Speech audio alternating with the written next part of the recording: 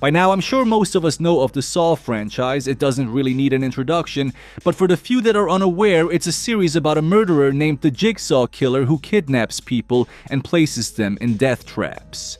Of course, he claims he doesn't actually kill anyone, since the victims have a chance to free themselves. But depending on the film, that's not always very true. Still, if we had to endure self-inflicted pain and disfigurement for another chance to live, what choice would you make? Well, let's see if our characters have the will to survive, or if they'll just spiral down into a game over as we learn how to beat Saw X.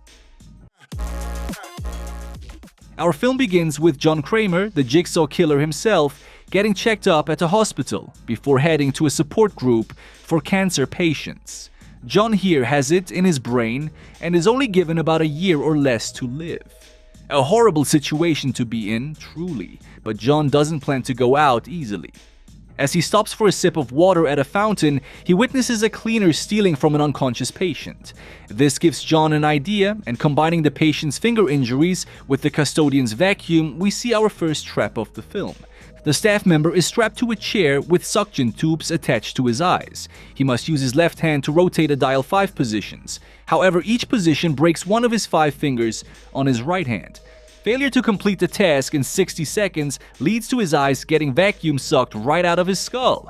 But this was all just Kramer theory crafting in his head anyway, and never actually happened, as the man decides not to steal in the end.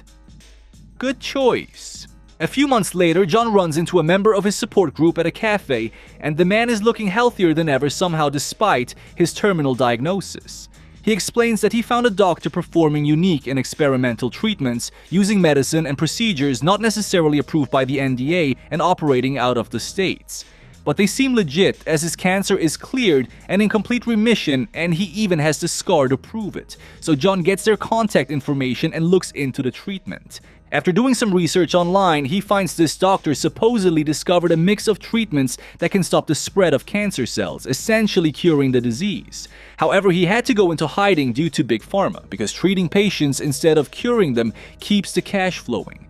His daughter, however, Dr. Patterson, still practices her father's work in Mexico, and John gets a hold of her to set up an appointment as soon as possible. He travels there, as you can tell by the yellow tint movies always use for this location, where a cab is waiting for him.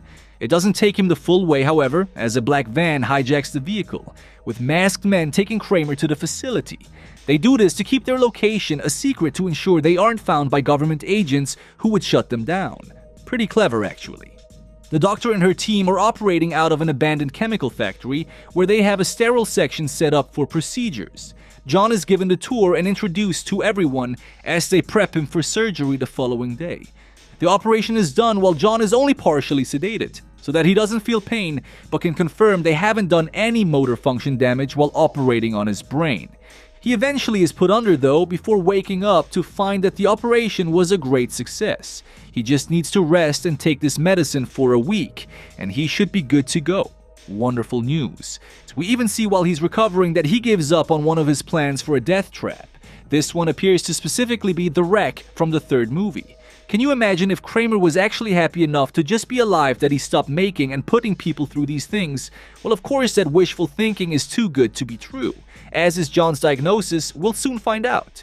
See, he wishes to give thanks to the team that saved his life, and is able to use some electrical towers on a distant hillside that he saw while he was at the facility as a landmark to calculate their location. However, when he arrives, he finds the place abandoned. Well, even more so than it was before, with almost everything stripped bare inside. While going through the few remaining medical supplies, he finds an instructional video demonstrating brain surgery, and the footage matches exactly what he saw while in his delirious state. That's when John realizes the terrible truth and removes his bandages to confirm his fear. They never actually operated on him. The entire thing was a grand scam, with everyone involved playing a part to dupe him, and now it's time for John to give them a chance to redeem themselves. For starters, he locates a taxi driver and kidnaps him. Not sure how he knew this man was involved when he could have just as easily been an innocent bystander used as a pawn. But it turns out he also posed as one of the doctors on site, so yeah, he's getting put through a death trap. And here it is. The man wakes up tied to a pole. His arms are left free, but his hands are completely covered with a huge amount of duct tape, keeping a scalpel firmly grasped in each fist. Using them, he cuts through his bindings with ease, but this of course activates the trap, which are two pipe bomb S's attached to his arms via galvanized cables. The scalpels can't cut through the cables, but can cut through the flesh and muscles those cables are stitched to, and he has 3 minutes to do so before the boom. But the cab driver wastes time, of course, as he angrily bangs on the door John's standing behind, and next panics to look for an exit only to find the ways out locked. Strange choice of action, since I doubt he could find any help out there within 3 minutes. But I get it. He's scared, and eventually he realizes his only way out is through, as he starts to slice and dice his arms up. And he actually manages to survive the trap, with only 3 seconds to spare as John comes down to congratulate him and help patch up his injuries. Such a rare sight to see in these movies. Now, with the names of those involved given by the cabbie and the help of a certain detective, John and his associate Amanda are able to meticulously track down and kidnap the rest of the group. Alright, here's where the real film begins, but while they're getting ready for their games, let's take a moment to review events thus far. We can't really blame Kramer for getting scammed like this. He did his research and everything looked to be on the up and up. Additionally, he had to be lied to by so many different people for such a long time to have this trick work at all. Honestly, I'd say this isn't even feasible to imagine, but the length some people will go to in order to take advantage of others and get easy money is astounding. Stay safe, people, and take precautions to avoid scams whenever you can. Alright, onto the actual traps. First up is the eye vacuum. Even if it is just a hypothetical one, it's honestly one of the easier and more tame traps by Jigsaw. Sure, broken fingers are severely painful, but also easily survivable, and it shouldn't cause any long-term damage, especially compared to something like having our eyeballs forcibly removed, so crank that dial to escape. For the pipe bomb trap, it's another that's very painful, yet also very survivable. There is a slight chance for some permanent damage here if done incorrectly, but it's more than likely recoverable, and still a better alternative to losing our arms or life completely. Just get to cutting and duck for cover. We even see how survivable this method is firsthand. Not much he could have done differently, except to not waste time, and it worked out well in the end. Our victims wake up in the same abandoned chemical factory from before. There's Gabriella, Matteo, Valentina, and of course Dr. Pedersen, all chained or bound up in various ways in an open room. John comes in and explains he knows everything, that old game is up, and now he wants to play a new one with each of them. Starting with Valentina. She's sat on the edge of a machine, tied to it by her neck to hold her in place. Stretched out around and in front of her throat is a wire saw, able to easily cut through bone, and this machine will do just that 3 minutes after her trial starts. To deactivate it, Valentina has to fill another device with 3 ounces of bone marrow using a suction tube. But where is she supposed to get that marrow? Why, from her own leg, of course, using a tourniquet and giggly saw of her own from a box nearby. Her friends, or colleagues, associates, whatever you call the other people there, all talk her through this and encourage her to do it for the sake of her life. So she applies the tourniquet and gets cutting. Eventually, she removes her entire leg and begins to suction, with marrow slowly starting to fill the tray. But it's perhaps too slowly as Valentina realizes she took too long hesitating, and now her time is up. The machine makes short work of her neck as it removes her head from her shoulders. 1 down, 3 to go. John and Amanda take a break due to him being in pain, and while everyone else waits their turn, they hear Patterson's phone ring from the center of the room where Amanda had placed some of their personal belongings. They, of course, can't reach it without a rope, so Patterson improvises one using Valentina's entrails. Gross, but resourceful and effective, and not like Valentina's using them anymore. She calls someone for help, but unfortunately, she's interrupted by Amanda returning and activating a shock collar feature on Patterson's restraints. But hey, good attempt at least. Soon afterwards, a disgruntled man shows up demanding retribution from the doctor. We saw this man earlier being treated by Patterson and her group. His name is Parker, and it seems he's yet another unsatisfied customer who wants a refund. He enters the facility with a gun drawn but is tricked with a decoy and knocked out by Amanda. He awakes later tied to a chair as John explains what they're doing, trying to gauge his reaction to it. Doesn't seem too fond of it, but agrees to play along for now as Amanda heads back down to prepare Mateo for his game by tasing him in the face. He wakes back up, rolling into the room again while strapped to a strange chair by his neck, as Billy the puppet rolls in as well, bringing along a tray of surgery tools and a play me tape. Not sure why John is going through these theatrics when he's here in the facility with them all, but okay. Mateo refused to touch anything at first, since that's how Valentina's game began, but his chair soon shocks him until he participates. No getting out of this by ignoring it, so he picks up the recorder and listens to the rules. There's a camera on top of the chair pointing towards his skull, allowing him to see the top of his cranium via a monitor. Using that and the nearby tools, he must place a large enough piece of cerebral tissue inside a jar of enzymes in order for it to dissolve and close a circuit, granting him access to a key to free himself. If he fails to do this within 3 minutes, however, the Iron Maiden-like device around his head will clamp shut and fry his noggin with superheated wires. Mateo refuses at first, but with enough encouragement from the others in the room, including the remains of the one who didn't make it, he's convinced to give it the old college try. He successfully removes part of his scalp, followed by part of his brain, and drops it in the container. However, just like with Valentina, he took just a little too long and ends up getting cooked. Finally, it's Gabriella's turn. She throws her tape away, but doesn't stop her game from starting, as she's lifted into the air by her bindings and left suspended in via the chains attached to one of her ankles and wrists, as a radiation machine is revealed to be hanging up there as well. It turns on, slowly roasting the girl, as a small sledgehammer is shown to be within reach. Her task is to free herself from the shackles by smashing her own bones with the tool until she can slide out from the restraints. The good news is there is no specific timer like the other traps. The bad news is the device is slowly ramping up in intensity, burning and damaging Gabriella even more the longer she takes. Like with all the others, Patterson convinces her to go through with it, but the doctor advises she starts with her leg to swing out of the path of the heat ray.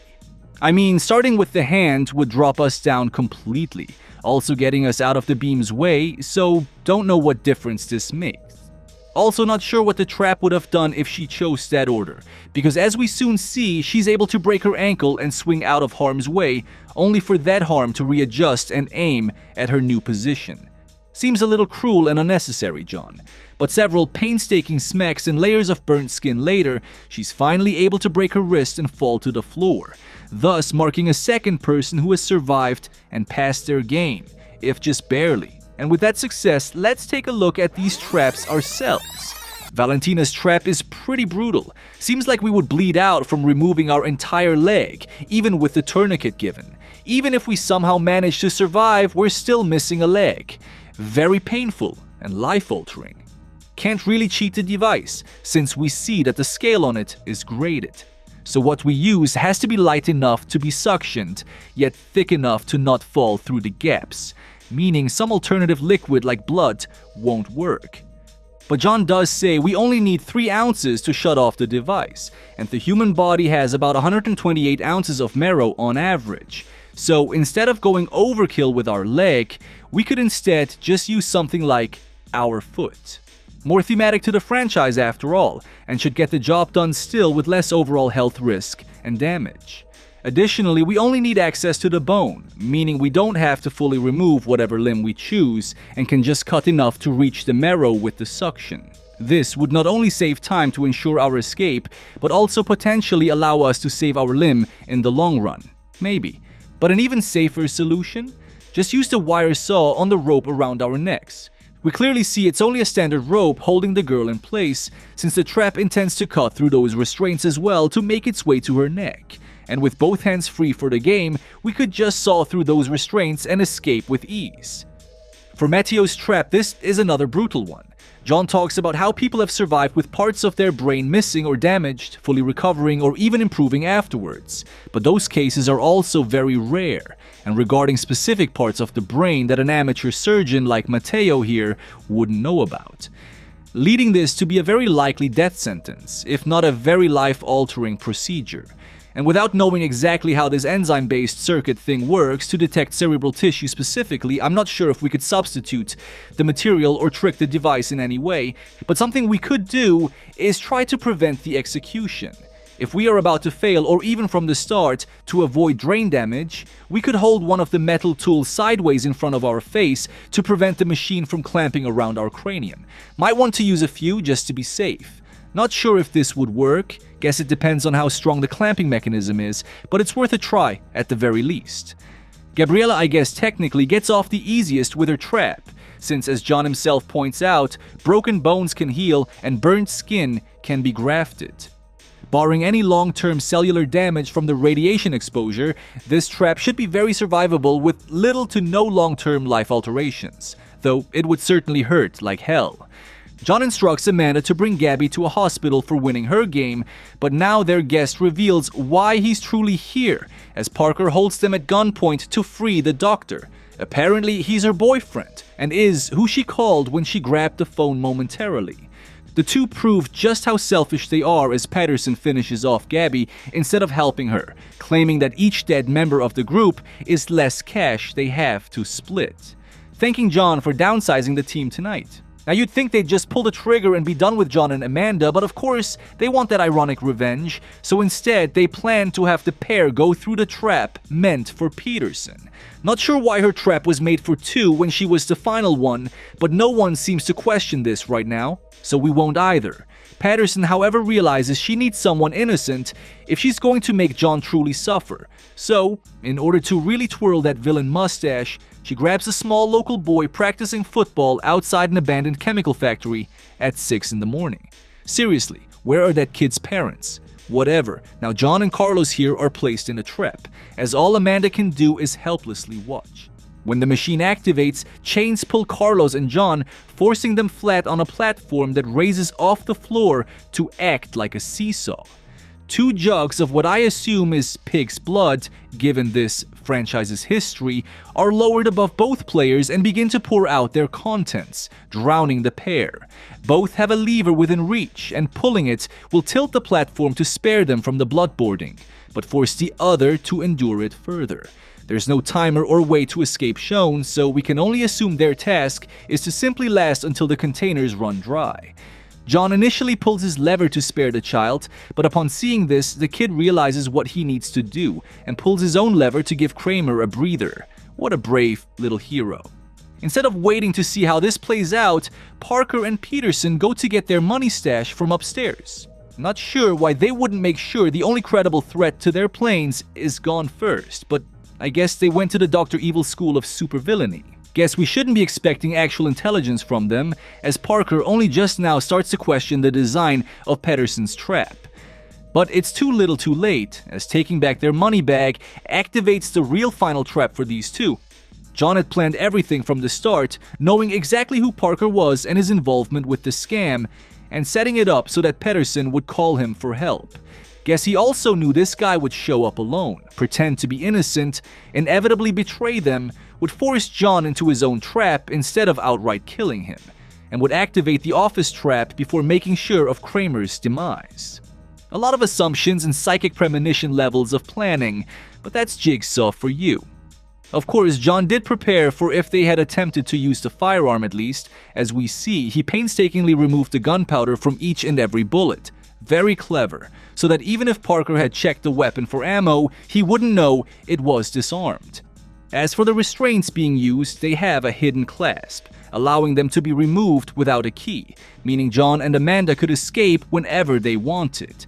They free themselves and Carlos as Parker and Peterson prepare for what's about to happen. Technically, the entire night was partially their trap, where if they had shown any sort of kindness, mercy, or remorse, they could have gone free. Instead, they chose selfishness, cruelty, and greed. So here they are in their fun little game.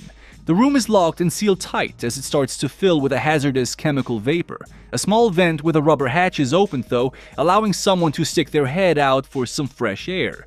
Of course, there is only enough room for one, so the two will have to take turns and share. But because these two are the horrible people that they are, they of course push, shove, and fight over access to it instead, eventually leading to Patterson game-ending Parker. All she can do is watch from her porthole though while waiting out the timer on the gas, as John, Amanda, and Carlos escape with her hard-earned stolen money. But I guess that means she does actually survive her game, making for 3 in 1 film. That's gotta be a record. So as the group walk into the sunrise, let's review the final traps of this film. First of all, Patterson should have used her one phone call to contact authorities. Same goes for Parker, who should have done the same instead of showing up alone with a single handgun. Sure, they've done some shady stuff and may not want cops involved, but with their lives on the line, I think they should reassess that decision. As for the trap Carlos and John were put through, it seems very survivable with proper teamwork, and this was probably intentional if the man himself planned to end up going through it in the end. People on average can go without oxygen for 2 minutes before losing consciousness. So if we and the person participating with us each take just 30 to 60 seconds holding our breath while our partner catches theirs, this is an easy one to beat. And the best part is no lasting consequences. Honestly, I would decree this the easiest trap in the entire film if it wasn't for the fact we have to work together with someone. Trusting and relying on someone else to cooperate is always a risky endeavor. Proof of that is in the trap for Peterson and Parker, where even though they're lovers who swore loyalty to one another, they still fight and harm one another for their own sake, when they may have just been able to take turns with the vent hole similar to taking turns on the blood boarding table. The biggest difference with this trap is the unknown chemical, however. It seems to burn their skin when exposed to it, so it may be more detrimental to simply hold our breath and wait our turn for relief than it appears. Same goes for if we try to simply pry or hold the rubber hatch open, as this might not allow both of us enough fresh air to intake as our skin and inside of our lungs get burnt. However, one possible alternative is for both players to use the vent hole. It may be fairly small, but doing some basic measurements proves at least 2 craniums could fit through there at a time, especially if they slide to the sides. And we really only need to measure the neck, since that's the part truly being restricted by the size of the hole once our noggin's through. It would be snug, and we would have to stand awkwardly close together and practically sideways inside, but it would work and allow both parties to breathe at the same time. Knowing John and how he plans his traps, this was likely also intentional, proving that you don't need to kill to survive. But someone as far gone as Patterson could never see that, of course. So, John and Amanda get to continue on, but we should have known that, of course, as this is a partial prequel. Carlos is all set for college with the millions of dollars Kramer seems to have given him, and Patterson is all set for the inevitable sequel. All things considered, it's a pretty good ending for everyone involved. Well, except for the ones that didn't make it. But hopefully you find the will to live, don't spiral into despair, and make your choice for a decent life. And with that said, thanks for watching as always, my friends. Take care and binge another one.